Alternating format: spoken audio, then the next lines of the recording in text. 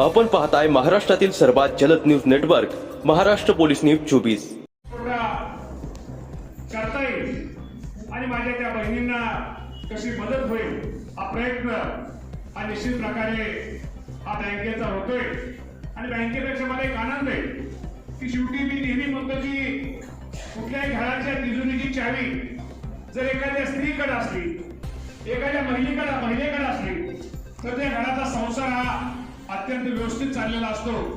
त्याप्रमाणे आज निश्चित प्रकारे माझ्या 28,000 माझ्या महिला भगिनी सभासद एक काम चांगले उपक्रम कुठेतरी एक जे स्वतःचे काम करतात एक पूरक व्यवसाय करण्याचा प्रयत्न माझ्या बहिणी करतायत.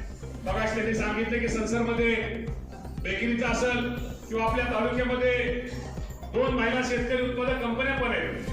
त्याला त्यांचा 83 लाख रुपयाचा प्रकल्प आपण त्यांचा मंजूर असून साधारणतः 50 लाख 2,000 रुपये शासनाकडून त्यांना अनुदान हे मंजूर मिळाले. निश्चित त्या बहिणींचा माझ्या आपण सगळे टाळ्या वाजून त्याचा एक अशाच काही गोष्टी इतर महिला बचत गटाने सुद्धा घ्याव्यात आणि जेणेकरून माझ्या त्या बहिणीला एक चांगल्या प्रकारचा एक रोजगार किंवा चांगल्या प्रकार स्वतःच्या पायावरती उभा राहण्याचं त्याला एक उत्पन्न कसं मिळेल हे सुद्धा आपण निश्चित प्रकारे पाहिलं पाहिजे. आज आपण विचार केला तर गेल्या वर्षी आपलं उद्दिष्ट हे 32 कोटी रुपयाचं आपल्या सर्वांचं होत 32 कोटी रुपयाचं होतं आणि 32 कोटीचं असताना अजून मार्च महिन्याला 3 महिने जायचे आणि त्याच्या अगोदरच आपल्या तालुक्यामध्ये साधारणतः 654 गटांनी 31 कोटी 79 लाख रुपयाचं उद्दिष्ट हे पूर्ण केलंय. 2 महिन्यामध्ये त्याचा निश्चित प्रकारे त्याचा फायदा हा निश्चित प्रकारे होणार आहे. साधारणतः आज जे कर्ज वाटप होणार आहे साधारणतः 157 गटांना 7 कोटी 85 लाख रुपयाचं कर्ज वाटप हे आज आपण या सर्व बँकांच्या माध्यमातून निश्चित प्रकारे करतोय. आणि निश्चित मी एवढंच तुम्हाला सांगतो की तालुक्यामध्ये महिला बचत गटाच्या माध्यमातून खूप काही गोष्टी खूप काही चांगलं काम हे निश्चित प्रकारे चाललेलं आहे. आपल्या सर्वांना माहिती आहे की पूर्वी कर्ज घ्यायचं म्हणल्यानंतर भीती वाटायची आणि मी तर म्हणेन आता भीती नाही. आता कर्ज घेणं म्हणजे आपल्याला एक मिळालेली संधी आहे की ती संधी कर्जाच्या रूपाने घेतलेलं कर्ज कसं परतफेड केलं पाहिजे त्यासाठी आपण काहीतरी व्यवसाय काहीतरी केला पाहिजे. त्यामुळे निश्चित प्रकारे कर्ज घेणं म्हणजे भीती नाही तर आता एक ती आपल्याला संधी आहे हे समजून माझ्या बचत गटाने निश्चित प्रकारे चांगल्या प्रकारचं काम हे निश्चित प्रकारे करावं. आणि आज महिला भगिनींची किंवा लाडक्या बहिणींची दखल इतकी घेतलेली आहे सगळ्यांनी म्हणजे मी धास्ती म्हणत नाही दखल त्यामुळे इतकी दखल चांगली घेतलेली आहे. मी आज एवढं उभा आहे मी निवडणूक तुमच्या समोर मंत्री आहे आमदार आहे पण आमदार त्या माझा वाटा जास्त कोणाचा आहे तो माझ्या लाडक्या बहिणींचा आहे हे पण आज मी प्रकारे आज उल्लेख करतो. आणि तुम्हाला सर्वांना माहिती आहे की संयुक्त राष्ट्र संघाने ह्या वर्षी आपली दखल घेतली आहे. तुम्हाला माहिती आहे का संयुक्त राष्ट्र संघाने या वर्षी 2026 हे वर्ष आंतरराष्ट्रीय महिला शेतकरी वर्ष म्हणून घोषित केलेलं आहे. आता आमच्या बहिणींची कोण किती दखल घेते म्हणजे आज तुम्हाला मी सांगतो की महिला शेतकरी वर्ष म्हणजे निश्चित प्रकारे त्या माध्यमातून माझ्या शेतकरी ज्या महिला आहेत त्यांना पण त्याचा निश्चित उपयोग हा भविष्यामध्ये निश्चित प्रकारे होणार आहे. त्यामुळे मी तुम्हाला एवढंच सांगतो की शेवटी आज आपलं हे वाटप आपलं हे काम हे माझ्या बहिणींचं चाललेलं आहे. असंच काम हे निश्चित प्रकारे भविष्यामध्ये करा. आणि शेवटी मी नेहमी सांगतो की आपण दुसऱ्याच्या केवढं कामी आहे दुसऱ्याला आपल्याकडून जेवढी मदत होईल दुसऱ्या भगिनीला आपल्याकडून जेवढं सहकार्य होईल तेवढी भूमिका ही माझ्या सर्व लाडक्या बहिणींची राहिली पाहिजे. आज खरं तर थोडा कार्यक्रमाला उशीर झाला त्याबद्दल दिलगिरी व्यक्त करतो पण माझ्या लाडक्या बहिणी एवढं सांगतो की तुम्ही काळजी करू नका. भविष्यामध्ये आपल्याला सुद्धा खूप काही गोष्टी करायच्या आहेत. मी तर सगळ्या बँकांना विनंती करतो की ज्याप्रमाणे HDFC बँक आणि बँक ऑफ महाराष्ट्र आणि ICICI बँक त्या 3 बँकेचं काम थोरात साहेब, HDFC, bank of Maharashtra, ICICI त्या बँकेचं ज्याप्रमाणे एक मोठं काम त्या बचत गटाचं आहे, त्याच बचत गटाचा आदर्श घेऊन इतर बँकांनी पण त्याप्रमाणे माझ्या बहिणींना कर्ज पुरवठा केला पाहिजे. हे पण आज माझी आपल्या सर्वांना आहे. सगळेच चांगलं काम करताना तर बघतो आम्ही एवढं चांगलं काम करतोय. त्यामध्ये बँक ऑफ इंडिया असेल, PDCC बँक असेल, युनियन बँक असेल, बँक ऑफ बडोदा असेल, महाराष्ट्र ग्रामीण बँक असेल, इंडियन बँक असेल, काम सगळ्यांचं चाललंय. पण कर्ज पुरवठा वाढवा. आमचं गॅरंटेड नसतं, त्यांचं गॅरंटेड असतं. आणि तुम्हाला मी सांगतो, कधी महिलेकडे दिलेला बचत गटात दिलेला पैसा किंवा महिला भरलेला पैसा कधी पुढं नाही.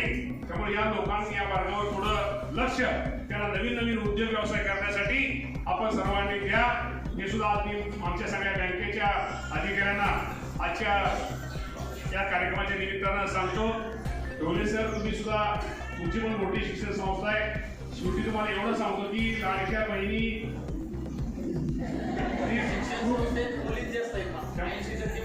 आता सध्या मुलीच सगळीकडे जास्त आहेत मुलींचा, त्यामुळे ते काय विषय नाही.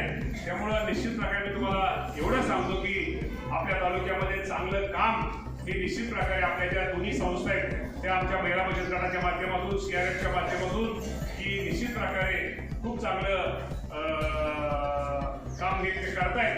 की त्यामुळे असंच काम भविष्यामध्ये आपण सगळ्यांनी भविष्यामध्ये चालू ठेवावं. माझ्या लाडक्या बहिणी एवढंच मी सांगतो की काळजी करू नका. बचत गटाच्या माध्यमातून तुम्हाला जे काही सहकार्य, जी काय मदत, जे काय लागेल तो आम्ही सगळे देण्याचा प्रयत्न करतोय. तुमचा सख्खा मामा तर तुमच्या बरोबर आहेच, पण हा मामा पण तुमच्या बरोबर आहे. हा शब्द तुम्हा सर्वांना देतो.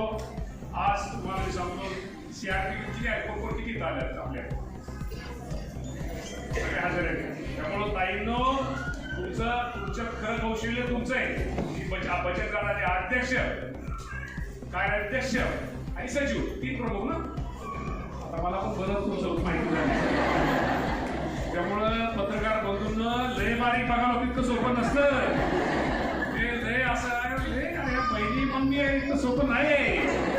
ते आमचं वेगळं नातं आहे, आमचं तुम्हाला नाही कळायचं लवकर.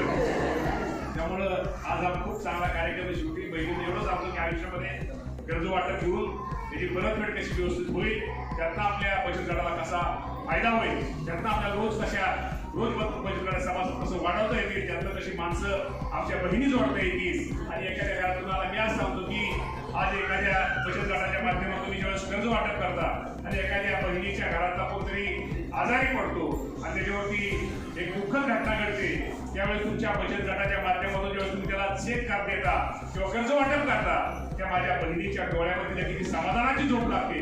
तिला कधी वेगळं समाधान असतं किंवा त्यांच्या मुलामुलीला कुठे चांगल्या प्रकारचे ऍडमिशन घ्यायचे आणि ऍडमिशनच्या काळामध्ये कुठला काय आधार नसतो, सगळ्याकडे आधार संपल्यानंतर बचत गटाच्या माध्यमातून तुला चेक मिळतो, तो त्याला त्याचा आनंद वेगळा असतो. असाच आयुष्यामध्ये आनंद द्यायचा असतो आणि आनंद घ्यायचा असतो. तर आनंद द्या, लय टेन्शन तक्त काही करू नका. लय मोकळं राहा आणि मोकळं राहून आपल्याकडून जेवढी लोकांना मदत करता तेवढं करण्याचा प्रयत्न माझ्या लाडक्या बहिणी करावा. कारण आज कार्यक्रम खूप आहे. शिक्षकांचा आपला शिक्षक पुरस्कार पण बीडीओ साहेबांनी तिथं आपल्या पुढं काय बीडीओ साहेब वाघ पॅलेसचा कार्यक्रम आहे. तो कार्यक्रम पण थोडा उशीर झालाय, त्यामुळे जायचंय. पण काळजी करू नका, चांगलं काम करा, चांगलं हे करा. आणि शेवटी चांगल्या कामाची दखल घेत असतात आणि आपण एक म्हणायचं, आपण चांगलं करतोय, चांगलं वागतोय, चांगल्या कामाची दखल कुणी नाही घेतली, वरचा बघत असतो. त्यामुळे हे नेहमी लक्षात ठेवा, चांगलं काम करा, चांगलं राहा. हे जीवन खूप सुंदर आहे. त्यामुळे हसत खेळत आपल्याकडून मदत करते करा. आपल्या बोलण्यामुळं, वागण्यामुळं कुणाच तरी चोटमोड होईल असं काय कुणी करू नका. तुम्ही ते करणार नाही याची खात्री या मामाला असल्यामुळं तुम्हाला सर्वांना निश्चित प्रकारे आजच्या या कर्ज वाटप कार्यक्रमाच्या निमित्तानं शुभेच्छा देतो आणि थांबतो. धन्यवाद. जय हिंद, जय महाराष्ट्र पोलीस न्यूज 24 साठी पुणे जिल्हा प्रतिनिधी शिवाजी पवार.